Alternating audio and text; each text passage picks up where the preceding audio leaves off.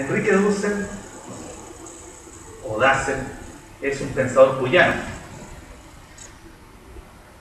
rodeado por la cercanía de la ciudad de Mendoza, pero también del espacio cordillerano, austero en su vegetación como en sus habitantes y también en su modo de vida. Para los que conocen, ¿no es cierto?, esa parte de Mendoza, las partes de las cercanías, ¿no es cierto?, que no son propiamente tan Mendoza, son sectores ultra rurales, muy cercanos, ¿no es cierto?, a lo que es la pobreza. No tiene nada que ver con Mendoza mismo. Y eso es un dato no interesante. Lo indígena, la pobreza, lo rural, lo periférico que rodea la ciudad y desde el cual se la mira como añorando lo que en algún momento debe venir, el espacio de lo moderno, de la ciencia, de la técnica y de los atributos asociados. Pero la contradicción de aquel que una vez dentro no lo niega, sino que la reflexiona, la tensiona, la contradice al modo de vida adoptado. Ello mismo se manifiesta, en el caso, ¿no es cierto?, de Enrique Dussel, cuando es becado a España, luego de concluir sus estudios de licenciatura en Filosofía en la Universidad Nacional de Cuyo. Universidad que sigue con una tendencia tradicional, pero que ha logrado abrir investigaciones y plasmarlas en la extensa bibliografía en torno al pensamiento argentino y latinoamericano.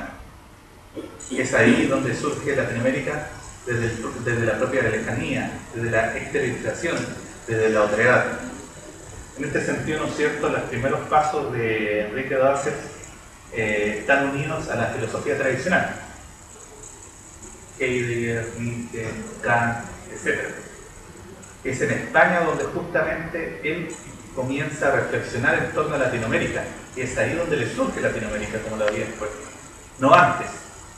Y eso es justamente un fenómeno extraño, pero que realmente uno se empieza a dar cuenta cuando comienza a salir de las aulas donde está, de que lo que está pensando no es en sí mismo un pensamiento que se ha alojado y que se ha construido desde la propia historia, sino que más bien, ¿no es cierto?, es una continuidad de otra historia, desde otra filosofía, que viene, ¿no es cierto?, de un lugar lejano, y desde el cual los otros no nos reconocen, pero sí nosotros nos reconocemos en ello, que se produce aquello. Un fenómeno quizá propio de la identificación. A este respecto dice: descubrí América Latina paradójicamente en Europa, más exactamente en Madrid, cuando en la convivencia con compañeros de todos los países de nuestro continente, en el Colegio Guadalupe, comencé a tener conciencia de la realidad de nuestra patria grande. Su profundización lo lleva más allá de España, como origen último de Hispanoamérica, pues de su experiencia en Medio Oriente vuelve a pensar el origen de la civilización. Dussel se interna en el Medio Oriente para descubrir el ethos del hombre del desierto, los antecedentes del español, del criollo, de la América Latina, horizonte siempre presente en la experiencia del Mediterráneo. Dirá, ¿no es cierto?, que otra parte del principio vital de la civilización de América Latina está radicada en Israel. Pero también, ¿no es cierto?, ahí hay que tener el claro precedente propio, ¿no es cierto?, de Dussel, que tiene que ver con su cercanía a lo religioso. Él es católico. Y no solamente un católico que está, ¿no es cierto?, dominical, sino que es alguien, ¿no es cierto?, que participa activamente en las distintas instancias. Incluso tiene varios libros, ¿no es cierto?, con respecto a la historia de la religión, y más que nada, ¿no es cierto?, con respecto a los distintos momentos que tiene la Iglesia, y que después se va a conectar, ¿no es cierto?, con esto de la teología de la liberación. Entonces, por un lado, ¿no es cierto?, tenemos este origen de la civilización occidental latinoamericana que está situada, ¿no es cierto?, y que se la menciona siempre, ¿no es cierto?, como en Grecia, que es lo más tradicional, y por otro lado, ¿no es cierto?, esta posición que lo lleva hacia otro sector que va más allá, que es Medio Oriente, que obviamente está el Israel. Entonces tendríamos ya dos elementos centrales en el pensamiento del propio Dussel. Y ahí justamente se conjugan dos aspectos que él mismo va a ir trabajando. Por un lado, ¿no es cierto?, él va a tener estudios con respecto a lo que es la filosofía, pero también con la religión. Otro estudio que va a ir más adelante, que se va a ir uniendo, ¿no es cierto?, a esta conformación de la filosofía de la liberación, es la propia historia. Entonces, historia, religión y filosofía, que se unen, ¿no es cierto?, para conformar esto que él va a llamar la filosofía de la liberación. Entonces, filosofía, teología e historia son parte constituyente de su pensamiento.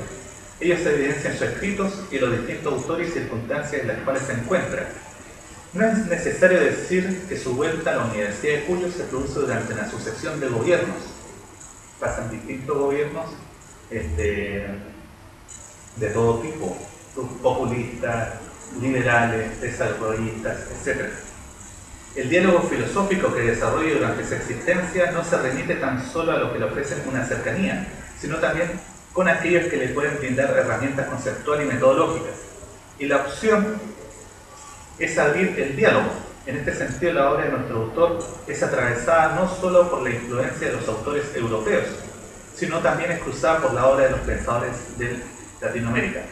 Es por ello que su obra es compleja, pues no debe ser leída en su propia clave, sino también desde la procedencia de los distintos conceptos, como por ejemplo mundo, cotidiano, exteriorización, fetichismo, sistema.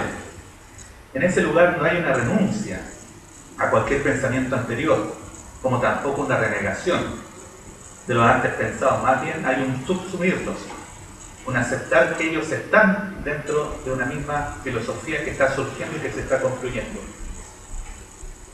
Por eso su filosofía tiene notas, no da anotaciones, tiene notas, ¿no es cierto?, de distintos autores que uno los puede ir encontrando a medida que los va leyendo, y si ustedes lo han leído pueden seguir antes ver, ¿no es cierto?, que está hablando más que nada Dussel, pero también está hablando Heidegger en un lado, está hablando Rorty, está hablando Marx, está hablando Levinas, etc. Entonces, en ese sentido, ¿no es cierto?, estas notas de los distintos autores tratados, por ejemplo, y que se han dando consecutivamente, Husserl, Heidegger, Riquet, Hegel, Feuerbach, Kierkegaard, Marx, Levinas, Rorty, Habermas, Adorno, etc. Aspectos propios de la teología de la liberación también, y también de la teología de la dependencia.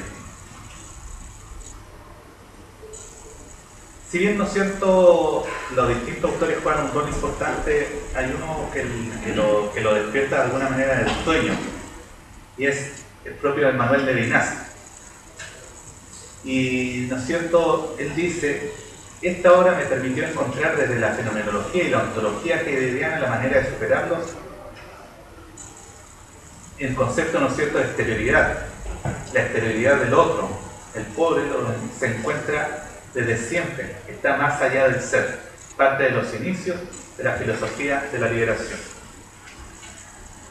Dussel y otros autores proponen la siguiente cronología de la filosofía de la liberación, que es discutible, pero es una aproximación acerca de cómo se ha considerado la filosofía propiamente tal de la liberación. Puede considerarse como la primera filosofía de la liberación implícita la crítica de la conquista. La segunda, la justificación filosófica de la primera emancipación.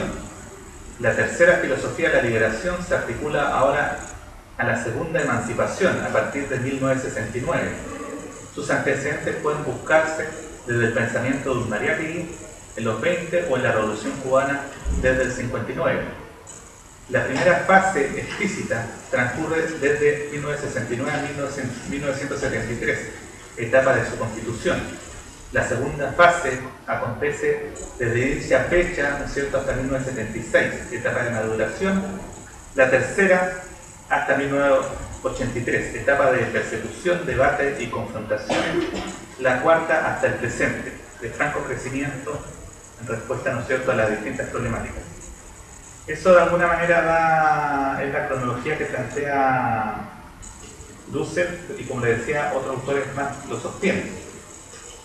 Ahora, un aspecto importante dentro de la filosofía de Dussel es el pensar la alteridad.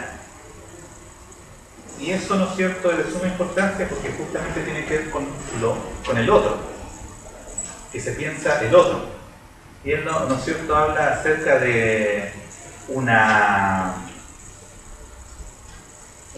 negar, ¿no es cierto?, la ontología tradicional impuesta, ¿no es cierto?, desde Occidente. Pero ¿qué quiere decir, ¿no es cierto?, ese negar la ontología? Justamente quiere decir que debemos repensarla, debemos ver cuáles son sus cimientos, porque desde ahí justamente surge ese otro. Y la filosofía, ¿no es cierto?, de Dussel, que es una ética, ¿no es cierto?, de la liberación, o una metafísica también de la liberación, y es también una metafísica de la alteridad, justamente se va a fundar en la otredad que se produce. ¿Y quién es el otro que está?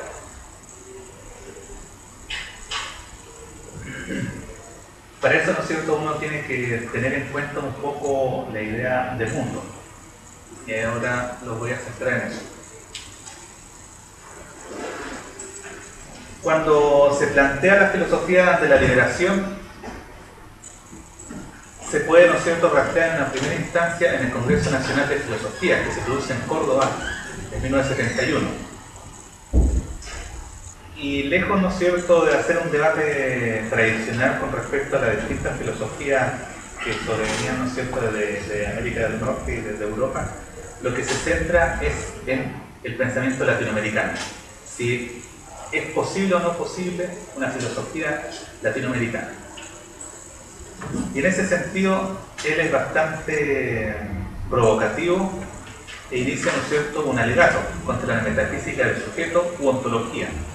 Dice, toda esa metafísica del sujeto, decía, expresión temática de la experiencia fáctica del dominio imperial europeo sobre las colonias, se concretiza primero como mera voluntad universal de dominio, pero real e históricamente como dialéctica del dominador-dominado. Si hay voluntad de poder, hay alguien que debe sufrir su poderío. Y prosigue. El europeo, y por ello su filosofía, ha universalizado su posición de dominador, conquistador, metrópolis imperial, y ha logrado por una pedagogía inconsciente pero prácticamente infalible que las élites ilustradas sean en las colonias los opresores que mantengan a los oprimidos en una cultura del silencio y que sin saber decir su palabra solo escuchen por sus élites ilustradas, por sus filósofos europeizados, una palabra que los aliena, los hace otros. Para concluir, la tarea de la filosofía latinoamericana que intente superar la modernidad del sujeto deberá proponerse detectar todos los rasgos de ese sujeto dominador norte-atlántico en nuestro oculto ser latinoamericano dependiente y oprimido. Desde ese punto de vista, todo repetir simplemente entre nosotros lo pensado y dicho en el norte-atlántico no significará ya la inocente vocación de un intelectual, solo ocupado en lo académico, lo teórico y en lo teórico. Esta mera repetición no crítica es ahora una culpable adhesión con vida, pensar y palabras, a una autodeificación para que otro aproveche los beneficios de la opresión. Entonces ahí ya comienza, ¿no es cierto?, a surgir la otredad. Ahora, el otro, ¿no es cierto?, es alguien que no está pensado, que no es, que no tiene sentido, que no tiene significado en el pensamiento dulce. El otro no es justamente porque no tiene cabida en la ontología desde la cual se está pensando y de la cual proceden todos aquellos autores europeos. Pero aquí hay que ver, ¿no es cierto?, con respecto a lo que mencionaba antes, no hay una renegación de la filosofía propiamente tal. No hay un decir no a ellos. Lo que, ¿no es cierto?, está tratando de hacer Dussel es pensar la otredad, ¿no es cierto?, es pensar desde el otro que está aquí. Y ahí, ¿no es cierto?, surge eso del pensamiento de la alteridad. ¿Y quién es el otro, no es cierto?, como le decía, aquel que no tiene sentido. ¿Y cómo se le hace hablar? Aquello, ¿no es cierto?, es parte de un nuevo método, de una nueva investigación. Un nuevo método, ¿no es cierto?, una nueva investigación que se va tratando de aproximar cara a cara, ¿no es cierto?, con aquel sujeto que está delante mío. Y para ello requiere, ¿no es cierto?, una nueva ontología, requiere, ¿no es cierto?, una nueva fundamentación. Ya la fundamentación que se produce desde Occidente ya no le es factible para hacer visible a este otro. Porque desde el otro, ¿no es cierto?, desde su discurso de opresión, no se da cuenta también de la existencia de aquel. Y entonces aquel no le aparece. Y eso, ¿no es cierto?, uno lo puede encontrar en distintos autores justamente.